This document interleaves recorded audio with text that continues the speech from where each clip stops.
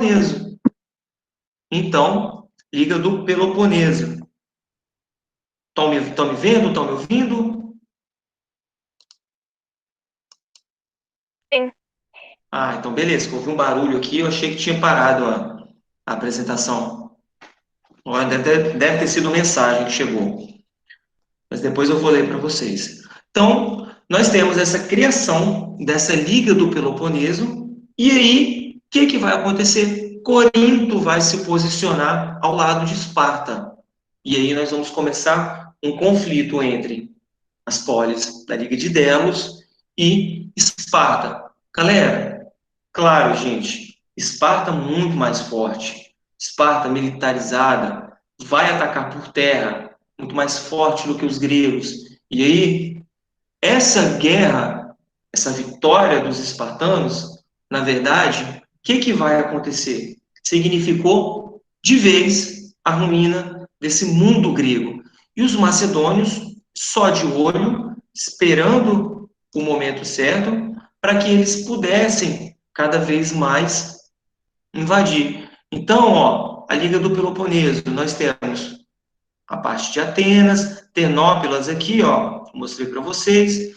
Nós temos Esparta, eles vão avançando, ó, sempre por terra, que era muito mais prático para eles, ok? Então nós temos os movimentos de Esparta, enquanto Esparta vem por terra, Atenas, ele tinha um conhecimento muito grande por mar, tá? E aí nós temos, infelizmente, galera, um período que nós chamamos que é uma decadência desse mundo grego, ok? Depois de muitas batalhas, as cidades, estados, elas não vão ter mais força, elas não vão ter mais poderio para segurar nenhuma invasão. Poderia sim os persas continuar massacrando? Poderia, mas houve um crescimento de um outro império que estava em cima, né, do mundo grego, que era o Império Macedônio. O Império Macedônio, galera, ele vai começar a atacar pelo norte de Atenas, pelo norte do mundo grego, que era, né, através da Batalha de Queroneia. Essa Batalha de Queroneia ela vai ficar marcada principalmente porque eles vão chegar dominando cada vez mais polis por polis e vão invadindo o território. Então nós temos a dominação por Filipe II, ok? E depois que Filipe II morre, né? Nós temos Alexandre da Macedônia, ok? E aí eles vão dominando o território. Gente, as polis, elas não tinham mais força para segurar um ataque de um império. Não seguravam mais, elas viviam de cabeçadas e cabeçadas de ataques. Persas, polis contra polis, depois guerra do Peloponeso. Então o bicho, de fato, pegava ali em cima. Então, galera, essa ocupação, ela vem chegando pelo mundo grego. Então, outras polis, elas foram cedendo espaço aos macedônios. Detalhe, galera, Filipe II, depois Alexandre o Grande, eles eram grandes admiradores da cultura grega, ok? Mas vamos entender um pouquinho. Quando eu falo período helenístico, eu estou praticamente deixando de lado o conceito de heleno. O conceito de heleno, né, seria do cidadão puro, do ateniense não, do grego puro, ok? Com as características, com a cultura, com a religião. O que o Alexandre queria?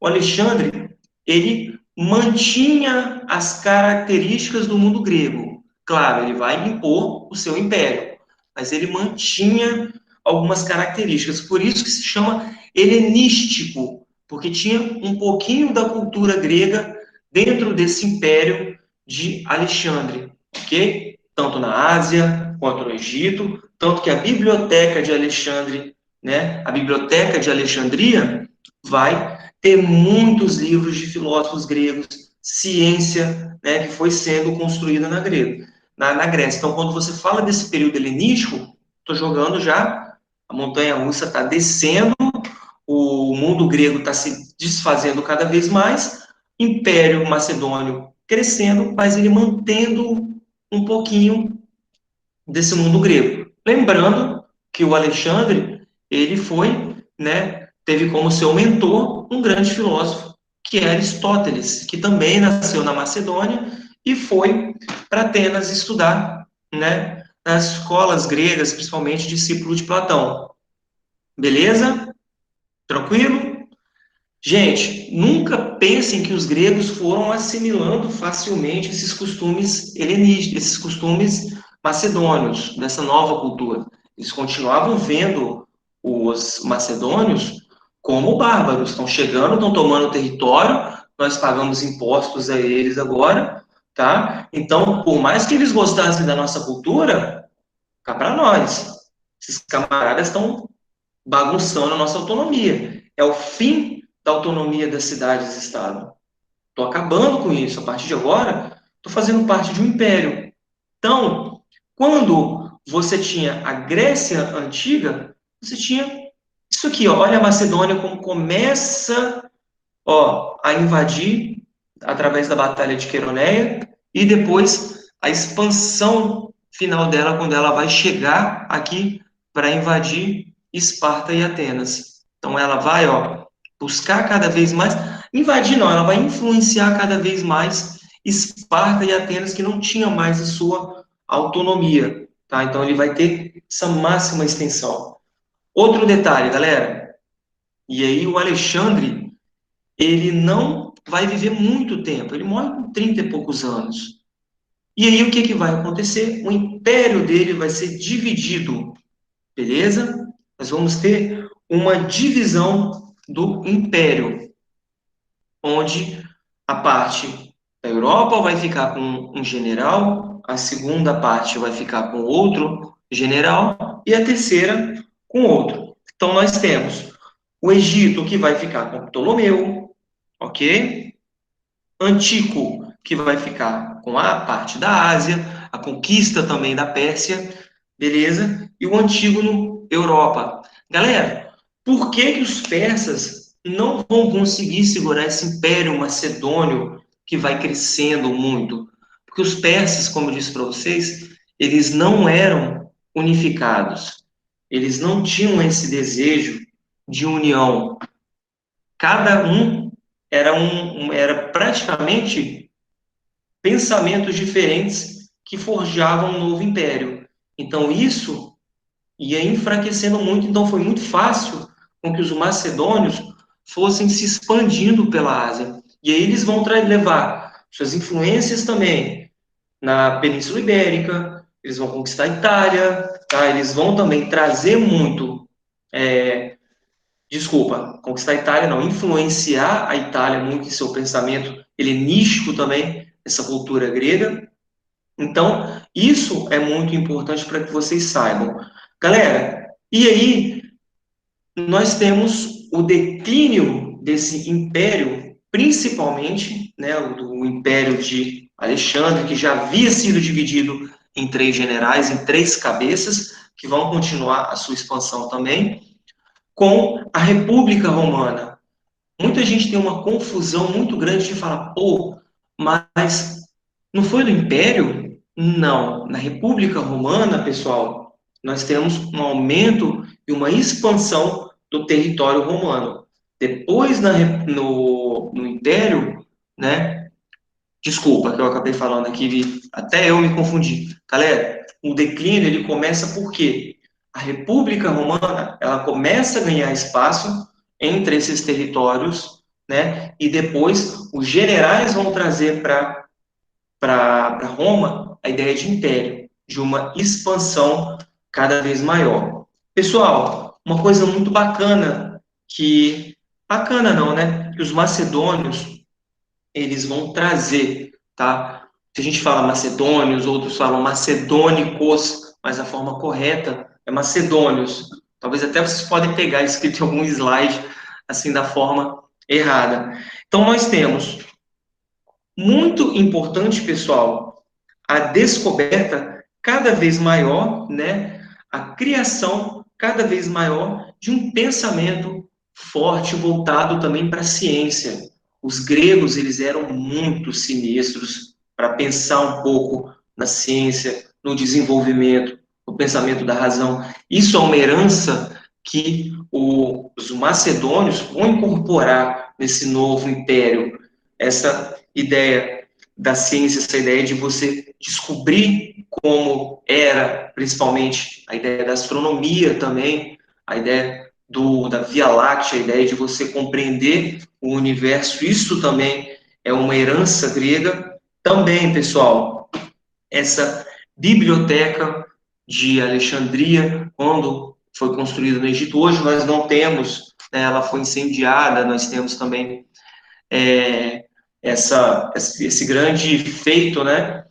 E aí, pessoal, a diferença desse império helenístico, desse império macedônio, é que ele não destruía totalmente o registro cultural que ele estava adentrando. O que ele fazia, no máximo, era incorporar algumas coisas. Tanto que a filosofia, claro, não a filosofia aristotélica vai ser incorporada também. Nós vamos ter uma filosofia, depois, acho que é o Marcel, que é o professor de filosofia de vocês, acho que ele vai dar filosofia para vocês, não sei se é ele ou outro professor. Nós temos também o crescimento da ataraxia. O que significa essa ataraxia no mundo dos macedônios? Essa busca pela felicidade, esse bem-estar e felicidade.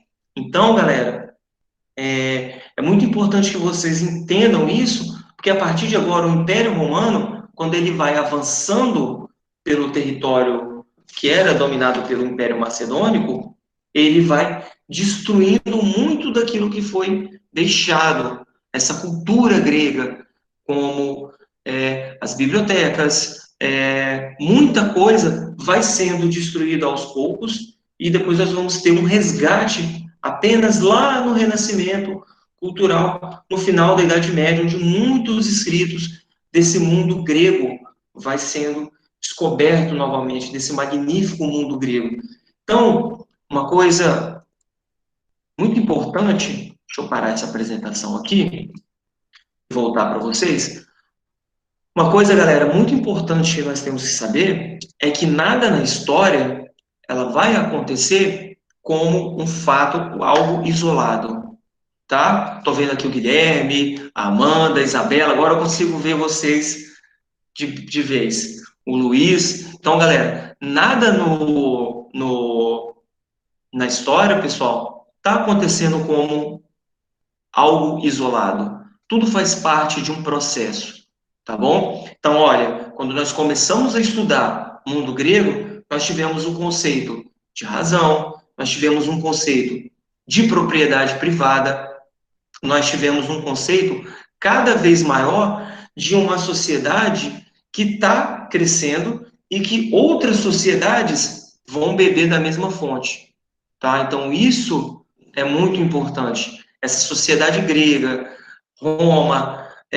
perdão, Atenas, Esparta, vai influenciar muito os macedônios, influencia também os romanos, principalmente quando nós vamos ter a lei das 12 tábuas, tranquilo? Então, isso é clássico para que vocês entendam. Quando vocês forem estudar mais para frente Roma, vamos voltar um pouquinho para falar de Egito, Mesopotâmia. Então, vocês entendam que tudo vai fazendo parte de um processo, tá? E assim, de coração mesmo, tentem pegar toda essa essência de que Grécia Antiga não foi apenas Grécia Antiga. Roma não foi apenas Roma. Toda a história, ela está se ligando aos poucos, tá bom? Galera, vou abrir aqui o chat para ver se ficou alguma pergunta para trás. Ah, o Marcel é sociologia. Alexandre, nome do filme. Tem Alexandre, beleza. Beleza, a Amanda até perguntou se esse fator entre guerras, tá, gente? Você tem esse período de guerras, Amanda, que é muito marcado pelo enfraquecimento do mundo grego. Se o mundo grego está se enfraquecendo, a partir de agora, ele está aberto para o quê? Para a invasão de outros impérios. E aí nós temos Macedônia. Então, não esqueçam, tá, gente? Quando vocês ouvirem falar essa palavra império, tá, gente? Nós vamos ter essa ideia de expansão. E o mundo grego, ela em momento algum utilizou essa palavra império, porque ela não queria se expandir para outros territórios. A cidade-estado, ela tem autonomia. Beleza? Deixa eu só voltar aqui com vocês para. Vocês querem que eu volte e fale um pouquinho de Atenas, dessa organização política, ou tá de boa? Vocês lembram da última aula? Eu lembro, só que eu acho que seria bom revisar. Então vamos lá, então. Deixa eu voltar aqui para vocês aqui. Vamos lá. Vou falar só dessa organização política. Deixa eu compartilhar essa tela aqui. Compartilhar. Beleza, voltou, né, para a tela de compartilhamento.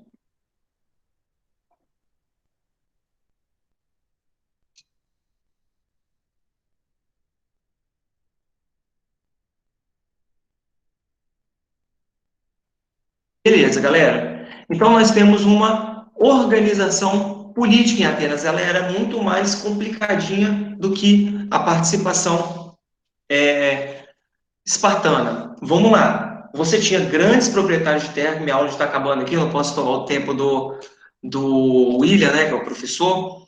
Vamos lá. Gente boa pra caramba. Nós temos o arcondado, que eram os grandes proprietários de terra, que eram os 9, né, maiores. Esses camaradas vão ser chamados de eupátridas. E nós temos reformas que vão acontecer, né, principalmente em Drácon, que vai colocar a pena de morte também agora, ok? Solon vai trazer o fim da escravidão por dívidas, e aí vai ser fundado também uma eclesia, ou seja, um local onde os cidadãos participavam por uma assembleia, ok? E essas reuniões, elas vão acontecer na Acrópole, na Ágora, nós temos a Bulé também, que nós temos 400 membros atenienses que vão colocar em prática as leis, e esses camaradas que eram eleitos, Amanda, eles vão ser eleitos por serem eupátridas e terem terras também, ok? Então, nós temos um camarada que se chama Clístenes. Não esqueça, esse camarada vai cair na prova para você, tá? Para vocês. Clístenes, ele é um camarada que ele vai chegar mais próximo possível da democracia. Ele vai aumentar a Bulé, que era um conselho, para 500 membros, ele vai pegar Atenas e vai dividir em 10 tribos, ok, de 50 cidadãos, vai aumentar a eclesia e vai escolher um estratego ou estratego, depende. Cada tribo agora vai ter um representante. Então, a partir de agora, eu tenho uma política participativa ali cada vez maior em Atenas. Essa é a diferença. Enquanto em Esparta ela era muito mais compactada, Atenas eu tenho uma participação muito grande, tá? Galera, tranquilo, pessoal? Vocês gostaram da aula?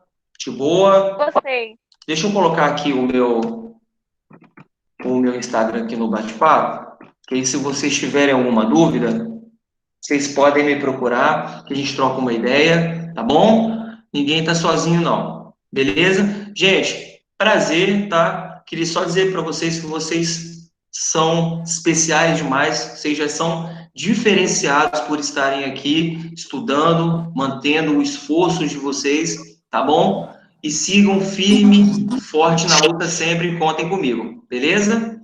Abraço para vocês, hein, galera? Parabéns, meu irmão. Tamo Parabéns junto mais uma aí. vez. Renatão, aula maravilhosa, cara. Feliz demais, eu tenho certeza que todo mundo gostou muito. E falar com a galera para continuar focada. Sempre. Como você falou, sim, passou informações importantes que realmente são cobradas no Enem. Então, a galera não deixe depois, né, quando a gente passar o material, Sim. dar uma lida, né, Renato? Dá Sim, uma lida no material também, para reforçar o estudo. Isso, e depois, quando chegar mais próximo ao Enem, eu faço uma revisão questão por questão para a gente repetir esses tópicos, para que vocês cheguem cada vez mais fortes lá no Enem. Sempre. E aí preparem para a gente começar a trabalhar Roma. Beleza? Tá chegando a hora. Fechou? Valeu, meu irmão. Tamo junto. Falou, galera. Um abraço. Boa aula. Valeu, tamo junto. Um abração. Valeu.